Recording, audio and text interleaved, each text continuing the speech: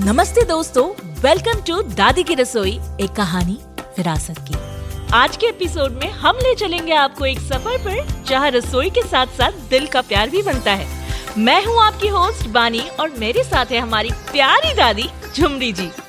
आज दादी हमें वो किस्से बताएंगी जहाँ एक मिठाई ने उनका जिंदगी का स्वाद बदल दिया और दूसरे ने जिंदगी आसान कर दी। सुनिएगा जरूर, क्योंकि आज की कहानी एक खास डिश की है, पखाला भात और छेना झिली। तो दादी जी, कैसी यादें जुड़ी है इन पकवानों के साथ? पानी बेटा, आज मैं तुम्हें अपनी बचपन की सबसे बड़ी प्रॉब्लम के बारे में सुनाती हूँ। तुम्हें पता है, जब मैं छोटी थी मुझे अपनी नानी के साथ उनके गांव जाने का बड़ा मन होता था। मस्ती, दोस्तों के साथ खेलना और कोई टेंशन नहीं। मेरी नानी का मेरे मासूम प्लान्स के साथ कुछ और ही इरादा होता था। क्या इरादा होता था दादी जी? अरे, उनका इरादा था मुझे किचन में घसीटने का। हर बार जब मैं मस्ती करने जाती थी वो बोलती थी, आजा छेना झिली बनाना सिखाती हूँ। और मैं चाहती थी कि मैं दोस्तों के साथ खेलूं, लेकिन नानी को लगता था कि मुझे मिठाई बनाना सीखना ज्यादा जरूरी है। अरे दादी जी, आपको मिठाई बनाना पसंद नहीं था? पसंद? मुझे तो मिठाई खाना पसंद था, बनाना नहीं। जब वो कहती थी आओ छेना झिली बनाते हैं, तो मैं अपना मुंह बना के भाग जाती थी। मुझे लगता था ये गूंदना, गोल पत्तियां बनाना और फ्राई करना सब बकवास है। नानी कहती थी, बेटा धीरज रखना सीखो। मैं सोचती थी ये पेशेंस का फंडा सिर्फ मिठाई बनाने में ही क्यों आता है। दादी जी, आप तो बड़ी नखरेबाज थी। नखरे तो करने पड़ते हैं, लेकिन एक दिन कौन सा दिन दादी जी?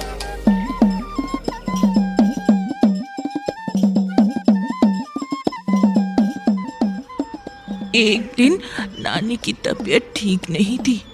तब उन्होंने मुझे बुलाया और कहा, बेटा आज जरा मदद कर दो, फिर दोस्तों के साथ जाके खेल लेना। मैं चाहती थी कि मैं जल्दी से भाग जाऊं, लेकिन नानी की तबीयत देख के उनकी बात नहीं टाल सकी। तो मैंने सोचा चलो थोड़ा मदद कर ही देती हूँ, फिर भाग जाऊंगी। वाह, तो दादी जी आप मदद करने को तैयार हो गई? तैयार क्या थी, जोर जबरदस्ती ही थी। फिर भी मैंने शुरुआत की, लेकिन उन्होंने ये कैसे इंश्योर कर लिया कि मैं पूरा डिश बनाऊं, ये भी एक अलग कहानी है। मैं छोटी छोटी चीजें कर रही थी, लेकिन नानी एक एक स्टेप समझा के करवाती चली गई। जब फाइनली वो गोल्डन ब्राउन गोल गोल छेना झिली तैयार हो गई थी, मुझे लगा था कि मैं भाग जाऊंगी और नहीं खाऊंगी। गुस्सा थी मैं कि नानी ने फिर से अपना काम निकलवा लिया, लेकिन जैसे ही नानी ने प्लेट मेरे हाथ में दी, वो गरम गरम रस में डूबी मिठाई का एक टुकड़ा जैसे ही मेरे मुंह में डाला, वैसे ही मेरी सारी नफरत जैसे पिघल गई।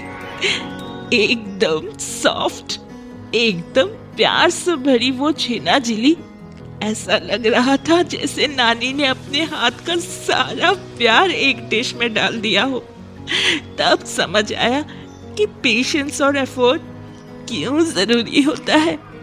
वाह दादी जी, ये तो एक जबरदस्त रियलाइजेशन है। बिल्कुल, और अब तुम्हें ये मैं बनाना भी सिखाती हूँ, ताकि तुम समझ सको कि इसमें कितना प्यार छुपा है। सबसे पहले दूध को गर्म करके छेना निकाल लो, फिर उस छेने को अच्छी तरह गूंदना है, एकदम सॉफ्ट होने तक। इसके छोटे छोटे गोल बनाओ जैसे नानी बनवाती थी, और उन्हें डीप फ्राई कर लो जब तक वो गोल्डन ना हो जाए।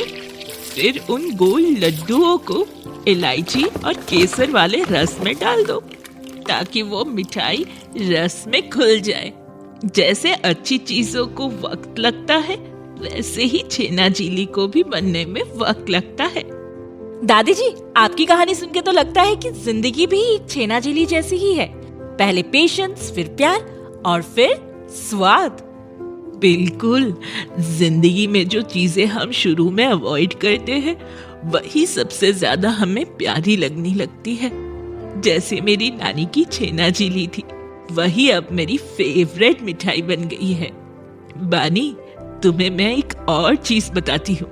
वो भी एक डिश है जो मेरे बचपन में हर गर्मियों के दिनों का सहारा होता था।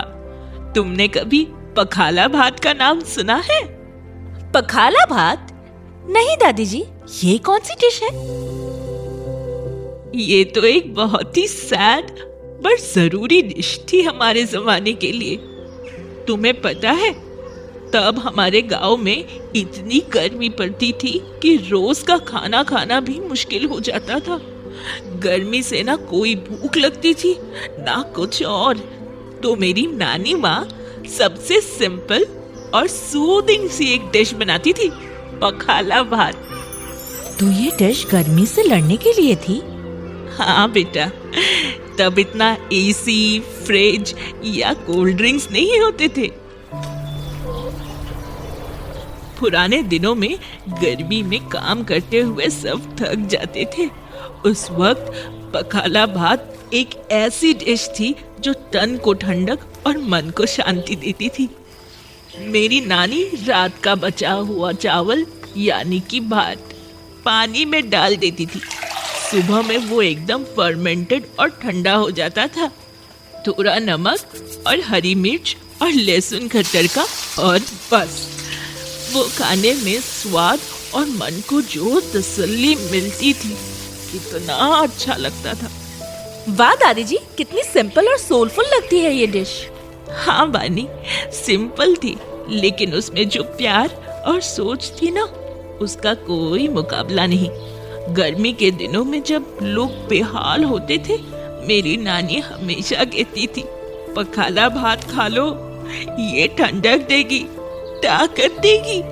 और जब मेरी नानी बीमार होती थी तो यही पखाला भात बना के उन्हें दिया जाता था। यानी ये एक ऐसी डिश थी जो सिर्फ पेट नहीं, दिल को भी ठंडा करती थी। दादी जी, क्या आज भी लोग बनाते हैं ये डिश? हाँ बेटा, अब भी बहुत लोग बनाते हैं, खासकर उड़ीसा में। गर्मी से बचने के लिए लोग इस पखाला भात का सहारा लेते हैं। उसका स्वाद तो एकदम अलग ही था, थोड़ा खट्टा, थोड़ा नमकीन और एकदम रिफ्रेशिंग।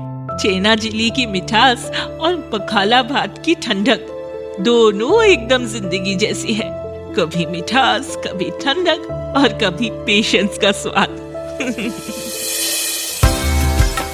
दोस्तों, आज के एपिसोड में हमने सीखा कि एक सिंपल डिश जैसे पखाला भात और एक तरफ मिठाई जैसे छेना झिली के पीछे भी कितने गहरे जज्बात होते हैं।